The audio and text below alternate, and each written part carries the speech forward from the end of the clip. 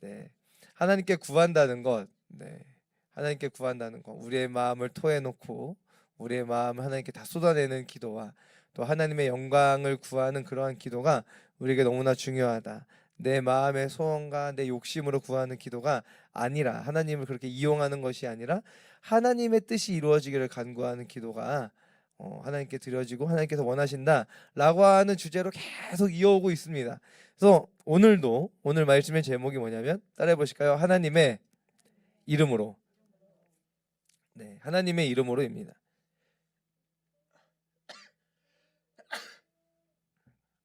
여러분, 오늘 우리의 기도에 누구의 이름이 있죠? 네, 예수님의 이름이 있습니다. 예수님의 이름이 있습니다. 그러면 오늘 본문에서는 우리가 잘 알듯이 다윗이 골리앗과 싸워서 이겼다라고 하고 있는데, 그 다윗이 골리앗과 싸워 이길 때 다윗은 누구의 이름으로 싸웠죠? 하나님의 이름으로. 그러니까 우리가 자꾸 놓치는 것은 무엇이냐면, 다윗이 물맷돌로 골리앗을 때려잡았다, 여기에 자꾸 이제 막 포커싱을 두고 초점을 두고 가는데, 다윗은 물맷돌로 싸웠든지 뭐 맨주먹으로 싸웠든지 그것보다 더 먼저 우선되고 중점이 되는 것은 무엇입니까? 하나님의 이름으로 싸웠다는 것입니다. 아멘이시죠? 아멘. 맞습니다. 오늘 이 본문을 한번 살펴볼 때에 다윗의 싸움, 그리고 오늘 우리의 싸움을 한번 살펴보고자 합니다. 하나님께서 후회하셨습니다. 뭘 후회하셨지? 네, 사울을 왕으로 세운 것을 후회하셨습니다. 사울이라고 하는 자를 왕으로 세웠는데 그가 하나님의 말씀과 경고를 계속 들음에도 무시하고 자기의 그 왕위를 지키는 것에 지키기 위해서 하나님을 이용하고자만 했습니다. 그래서 결국에는 하나님이 사울을 이스라엘 왕으로 삼으신 것을 후회하셨습니다. 하나님은 전능하신데, 전능하신 하나님이 또 실수가 없이 하나님이 후회하신다고요? 후회한다는 거는 뭔가 이렇게 잘못된 선택을 한다거나 그 뭔가 예상치 못한 일들이 벌어져서 슬퍼하는 거 아닌가요? 먼저 이렇게 말할 수 있지만 그렇지 않습니다. 하나님의 이 사울에 대한 이 후회하심은 그 사울의 불순종, 그리고 죄에서 돌이키지 않는 그 사울의 모습에 대한 슬퍼하시는 하나님의 사랑을 뜻합니다. 그래서 하나님의 그 뜻에는요, 작정하신 뜻, 하나님께서 작정하신 뜻과 하나님께서 기뻐하시는 뜻이 있습니다.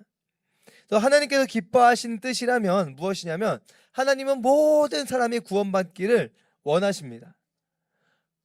모든 사람이 구원받기를 기뻐하십니다. 이것은 하나님께서 기뻐하시는 뜻입니다. 그런데 그 가운데서 하나님께서 작정하신 뜻이 있습니다. 다 구원받는 자로 택하지 않으셨다는 것입니다. 그러면 그 택함과 택하지 않으심, 그것의 기준은 무엇입니까? 믿음이라고 하는 것이죠. 믿음이 있는 자에게 구원을 베푸시고 믿음이 없는 자에게 구원을 베풀지 아니하시는 그 하나님의 온전하신 뜻이 세워져 있습니다. 그 뜻 가운데에 하나님께서 믿음을 부여하시고 부여하지 않으시는데, 그것이 우리의 삶에 드러나게 될 때에는 어떻게 드러납니까? 결코 우리의 후회함이 없는 선택으로 그것들이 드러납니다. 그러니까 우리가 믿느냐 믿지 않느냐, 내 삶의 내 시선으로 볼 때 내 자발적인 선택들이 배제되지 않는다는 겁니다. 내가 느끼게 될 때. 그래서 하나님은 믿지 않는 것을 후회함 없이 선택하는 그 한 사람을 바라보면서 아파하시는 마음을 가지신다. 그렇게 우리에게 하나님의 그 마음을 알리신다는 것입니다. 아멘이시죠? 그렇다면 사울은 하나님 앞에, 하나님께서 사울은 왕으로 세우는 것을 후회하셨습니다. 그러면 하나님이 그를 대신하여 세우신 왕이 있는데 그 왕이 누굽니까? 다윗입니다. 정답, 다윗입니다. 다윗이에요. 그 다윗이 뭐냐면요, 따라 보실까요? 보시기에 좋은 아담. 네, 다윗이요 보시기에 좋은 아담이었습니다. 결국 하나님께서요 사무엘을요 베들레헴 이새의 집으로 보내십니다. 그곳에서 한 왕을 보셨기 때문인데요, 이새의 집에 도착한 사무엘은요 이새의 아들들을 차례로 이제 보려고 하는 것이죠. 첫째 아들 엘리압을 딱 봤는데 엘리압을 딱 보는 순간 사무엘의 마음이 흡족했습니다. 야, 얘다. 얘가 진짜 왕이다 라고 생각했습니다. 그러나 하나님께서는 엘리압의 키와 용모를 보지 말라고 말씀하시죠. 하나님은 중심을 보시기 때문입니다. 중심을 보시는 하나님의 눈으로 사무엘이 이새의 7 아들을 다 보았지만 그곳에서는 하나님께서 보신 왕이 없었습니다. 마지막 양을 치던 다윗을 불러왔습니다. 사무엘이 그를 보자 하나님께서 다윗에게 기름을 부으라고 말씀하십니다.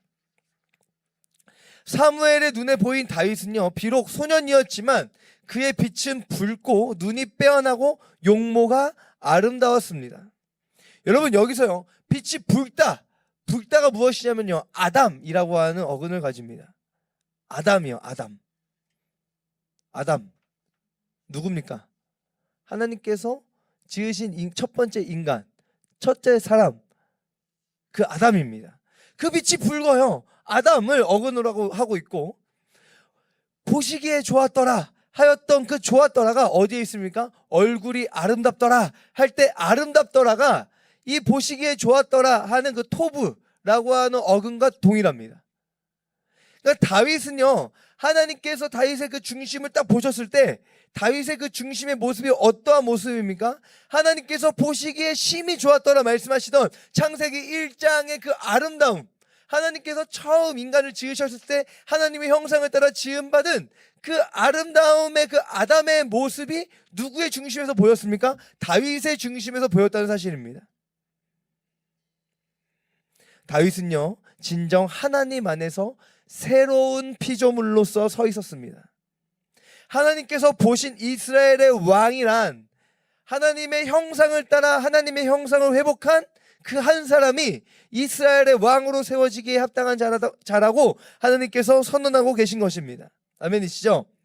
고린도후서 5장 17절 말씀 함께 읽어보겠습니다. 시작. 그런즉 누구든지 그리스도 안에 있으면 새로운 피조물이라 이전 것은 지나갔으니 보라 새 것이 되었도다. 아멘.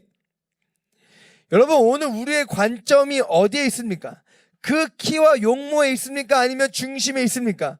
내가 나를 바라볼 때에도 세상의 어떤 기준과 이러한 것이 아니라 새로운 피조물된 나의 모습을 보아야 합니다. 왜 나는 이 정도밖에 안 되는 거야? 라고 하는 피해 의식에서 벗어나게 되시기를 축복합니다. 다윗은요, 부모가 막내인 나를 그 아들들을 선보이는 자리에 부르지도 않았기 때문에, 비록 나는 어리고 작은 자이기 때문에 쓸모없다라고 하는 생각에 빠지지 않았습니다. 다윗은 올바른 중심으로 서 있었다는 사실입니다. 오늘 우리도 올바른 중심에 서 있기를 원합니다. 올바른 중심이 무엇입니까? 새로운 피조물로서의 중심입니다. 하나님께서 처음 사람을 지으셨을 때의 그 아름다움, 하나님과의 온전한 관계를 이룬 중심이라는 것이죠. 그러한 중심을 가지고 있는 자의 힘과 능력이 무엇입니까? 따라해 보실까요? 모든 두려움을 물리치다. 사무엘상 16장 18절 말씀입니다. 읽어보실까요? 시작. 소년 중 한 사람이 대답하여 이르되 내가 베들레헴 사람 이새의 아들을 본즉 수금을 탈 줄 알고 용기와 무용과 구변이 있는 준수한 자라 여호와께서 그와 함께 계시더이다 하더라. 아멘. 다윗이 기름 부음을 받은 후에 사울에게는 악령이 역사하기 시작합니다. 악령이 역사한다. 하나님의 성령이 사울에게서 떠나시고 하나님이 부르시는 악령이 그에게 찾아오니까 그에게 무엇이 옵니까? 평안이 떠나가고 두려움이 찾아옵니다. 그 두려움을 해결할 방법이 전혀 없었는데 그때 다윗이 사울에게로 불려오게 되죠. 다윗은 하나님께서 함께 하심을 드러내며 사는 삶을 살았습니다. 그의 수금 연주는 사울을 두려움에서 벗어나게 하였습니다. 그의 연주가 무엇일까요? 당연히 찬양입니다. 그 증거가 어디에 있습니까? 시편을 보면 충분히 알 수 있습니다. 그의 연주는 하나님의 영광을 위한 것이었으며 하나님을 향한 고백이었습니다. 하나님의 영광을 위하는 것, 하나님을 향하는 것이야말로 새로운 피조물이 가지는 중심입니다. 오늘 우리의 예배가 그와 같습니다. 하나님의 영광을 위하는 것, 하나님을 향하는 것. 화려한 곳에서의 예배는 누구를 향합니까? 자꾸 내 중심을 향합니다. 그런데 오늘 우리가 눈을 다시 바꿔서 초라할지 모르지만 우리가 이곳에서 모여서 하늘의 하나님을 바라보고 예배한다면 우리는 땅의 예배가 아니라 어디에 예배를 드립니까? 하늘의 예배를 드립니다. 요한계시록 4장 말씀을 함께 나눌 때에 요한계시록 5장이죠. 4장이죠. 4장. 네. 요한계시록 4장의 말씀을 나눌 때에 우리가 나누었습니다. 이리로 올라오라 라고 하는 하나님의 음성을 듣게 될 때에 성령에 휩싸여서 사도 요한이 반모라 하는 그 죄수가 갇혀있는 섬에서 어디에 예배를 보게 되었습니까? 하늘의 예배를 보게 된 것처럼. 아멘이시죠? 오늘 우리가 이곳에서 하나님의 영광을 구하고 하나님을 향하게 될 때에 두려움이 떠나가고 평안이 임하는 것은 하늘의 평안을 누리기 때문입니다. 아멘이시죠? 아멘. 그러므로 비관할 것들을 주목하지 않으며 구원하시는 하나님을 바라봄으로 두려움이 물러가고 평안이 임합니다. 아멘이시죠? 오늘 우리가 새로운 피조물로서 서서 주님을 예배하게 될 때에 우리의 예배 현장의 비관적인 모습을 바라보는 것이 아니라 나의 삶의 비관적인 모습들을 바라보는 것이 아니라 내 가정과 나의 사업장과 직장의 비관적인 모습들을 바라보는 것이 아니라 초라한 모습들을 바라보는 것이 아니라 하나님을 바라봄으로 평안함을 누리게 됩니다. 너무나 중요합니다. 이것이 새로운 피조물이 가지는 중심입니다. 아멘이시죠? 그렇다면 이것이 무엇이냐? 믿음이라 할 수 있습니다. 이 믿음, 다윗은 믿음으로 서 있는 사람이었다는 겁니다. 하나님의 영광을 위한, 하나님을 향하는 그 중심, 새로운 피조물의 중심은 믿음으로 표현할 수 있는데 그 믿음을 무엇으로 드러낼 수 있을까요? 따라해 보실까요? 기도로 드러냅니다. 하나님의 영광을 위하여. 사무엘상 17장 25절 26절 읽어보실까요? 시작. 이스라엘 사람들이 이르되 너희가 이 올라온 사람을 보았느냐? 참으로 이스라엘을 모욕하러 왔도다. 그를 죽이는 사람은 왕이 많은 재물로 부하게 하고 그의 딸을 그에게 주고 그 아버지의 집을 이스라엘 중에서 세금을 면제하게 하시리라. 다윗이 곁에 서 있는 사람들에게 말하여 이르되 이 블레셋 사람을 죽여 이스라엘의 치욕을 제어하는 사람에게는 어떠한 대우를 하겠느냐? 이 할례 받지 않은 블레셋 사람이 누구이기에 살아계시는 하나님의 군대를 모욕하겠느냐?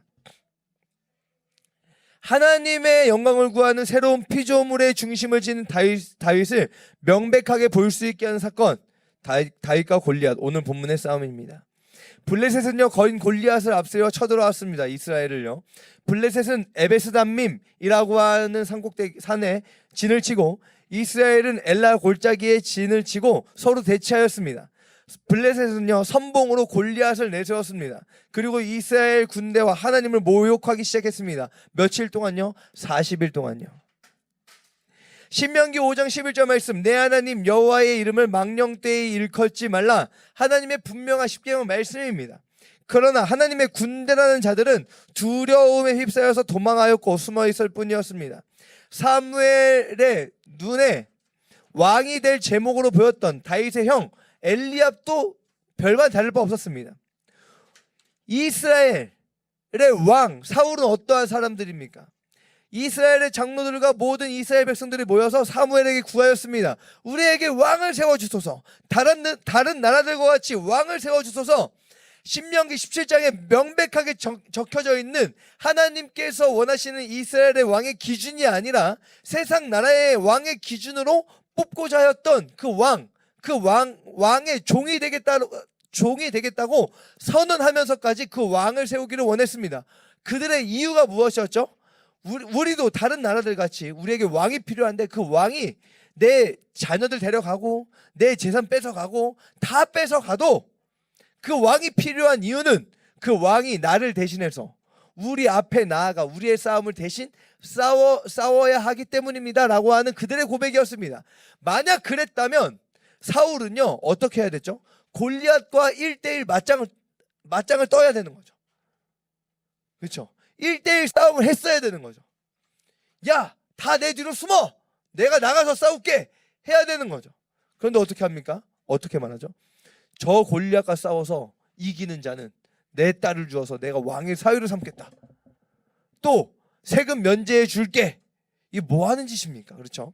네, 사울도 숨었습니다. 하나님의 영광을 위함이라고 하는 명제에는 온데간데 없고요. 세상의 힘 앞에서 두려워하고 세상의 명예와 돈으로 유혹하면서 담대하라고 말합니다. 하나님의 군대와 하나님의 나라와 하나님의 그 백성과 그 백성을 통치하는 이스라엘의 왕이라고 하는 자들이 행하고 있는 행태들입니다. 이것이 골리앗 앞에 두려웠던 하나님의 군대, 하나님의 백성들이었다는 사실입니다. 이 상황 속에 참지 못하는 자가 누구였죠? 바로 다윗이었습니다. 분노하며 말합니다. 골리앗이 살아계신 하나님 앞에 뭐라도 되는가? 너 뭐 돼? 이거죠. 네. 너 뭐 되냐? 그러나 그 키와 용모를 보는 자들의 눈에는요, 다윗이 그냥 허풍 떠는 것처럼 보입니다. 교만하고 완악하게 보였습니다. 그의 형들 다윗을 꾸짖었고요. 사울 다윗을 무시했습니다. 골리앗은 어려서부터 강자였다. 용사다. 그에 비해 너는 보잘것없는 소년이다. 싸워봤자 죽기밖에 더 하겠냐. 그럼에도 나가겠다는 다윗을 보면서 사울은요, 자신이 가진 제일 좋은 무기를 내줍니다. 이거라도 가지고 나가라는 겁니다. 그거 있으면 지가 나가지. 그렇죠? 그거 있으면 지가 나가면 되지. 왜 지가 안 나가고 지 거 다 주면서. 그 사울하고 요나단만 철로 만든 칼을 가지고 있었어요. 나머지는 이스라엘 사람들이 철로 만든 칼이 없었습니다. 그러니까 당시에 이스라엘이 가지고 있는 제일의 보검이죠. 보검. 박보검 아니고, 네, 보검이죠. 네, 강력한 검이죠. 그걸 준 겁니다. 그런데 이것이요, 다윗에게는 익숙하지 않았습니다. 다윗에게는 그저 물맷돌, 양치는 막대기가 익숙합니다. 전쟁에 그런 것이 어울리지 않지만 다윗은 그것이 몸에 익어 있었습니다. 무엇보다 그에게 가장 익숙한 것은 만군의 여호와 하나님의 이름으로 나가는 것이었습니다. 아멘이시죠? 이것이 다윗의 믿음입니다. 어떤 믿음일까요? 사무엘상 17장 37절 읽어보실까요? 시작. 또 다윗이 이르되 여호와께서 나를 사자의 발톱과 곰의 발톱에서 건져내셨은즉 나를 이 블레셋 사람의 손에서도 건져내시리이다. 사울이 다윗에게 이르되 가라, 여호와께서 너와 함께 계시기를 원하노라. 저는 이 사울의 이 말들이 너무 짜증이 나요. 그러니까 여호와께서 다윗과 함께 하시기를 원하는데 그 하나님이 너와 함께 하시지를 않니? 네가 좀 나가라니까. 나가시라고 자꾸 다윗 보고 나가래요. 그래, 나가라. 네, 너무 짜증납니다. 여러분, 그 말도 안 되는 그 싸움을 하는 것에 다윗이 나갑니다. 도대체 다윗에게는 하나님이 어떤 분이셨을까요? 그 외로운 시간에 다윗과 동행하시고 그 위험 가운데에 다윗을 보호하시는 아버지이셨습니다. 맹수의 위험을 감수하며 맡겨질 양치는 일을 감당해야 할 때 부모나 형제를 의지할 수 없었습니다. 오직 하나님을 의지하였고 하나님은 그를 그 위험에서 보호하시고 건져주셨습니다. 다윗에게는요, 하나님이 전부였습니다. 내가 여호와를 항상 내 앞에 모시며 그가 나의 오른쪽에 계심으로 내가 흔들리지 아니하리로다. 다윗 그는 하나님을 믿었고 하나님의 영광을 위해서는 죽음이 눈에 훤히 보이는 싸움이라 할지라도 마다하지 않았습니다. 왜요? 하나님을 향한 사랑의 고백이며 하나님의 살아계심을 확신하는 믿음이었습니다. 저 골리앗이 큰 거 다윗도요, 눈이 있습니다. 왜 안 보입니까? 보이죠. 그런데 그보다 하나님이 자기 생명보다 더 귀한 분이었기 때문에 그 싸움을 싸우는 것입니다. 또 무엇이죠? 그동안에 나를 보호하시는 나의 아버지의 능력을 믿기 때문입니다. 설령 내가 싸우다 죽는다 할지라도 그 살아계신 하나님께서, 그 생명의 하나님께서 나를 살리신다 라고 하는 믿음인 것이죠. 그 믿음 가운데의 다윗의 전투, 골리앗과의 전투는요, 무엇입니까? 기도였습니다. 사무엘상 17장 45절 읽어보실까요? 시작. 다윗이 블레셋 사람에게 이르되 너는 칼과 창과 단창으로 내게 나아오거니와 나는 만군의 여호와의 이름 곧 내가 모욕하는 이스라엘 군대의 하나님의 이름으로 내게 나아가노라. 다윗과 골리앗의 싸움은 결국 눈에 보이는 외모와 눈에 보이지 않는 중심, 이 둘 간의 싸움이었습니다. 그리고 그 중심이란 새로운 피조물로 서 있는 하나님을 믿는 믿음이었습니다. 그렇기에 다윗은요, 골리앗을 상대할 때 주저없이 달려갑니다. 두려움에 휩싸여 숨어있는 이스라엘 군대 사울 왕과는 전혀 다른 기세였습니다. 다윗의 겉모습은 보잘것 없었을지라도 그의 중심, 그의 믿음은 하나님을 향해 있었고 하나님에 대한 다윗의 고백은 구원의 하나님이셨습니다. 결국 눈에 보이지 않는 중심, 다윗의 그 믿음이 세상의 힘과 권세와 그 능력을 이겼습니다. 정확하게 말하자면 하나님께서 승리로 다윗을 이끌어 주셨다는 것입니다. 여러분, 우리의 기도는요, 전투입니다. 무릎을 꿇고 기도하는 시간만을 의미하고 있지 않습니다. 믿음으로 구하고 믿음으로 찾으며 믿음으로 두드리는 모든 순간이 기도입니다.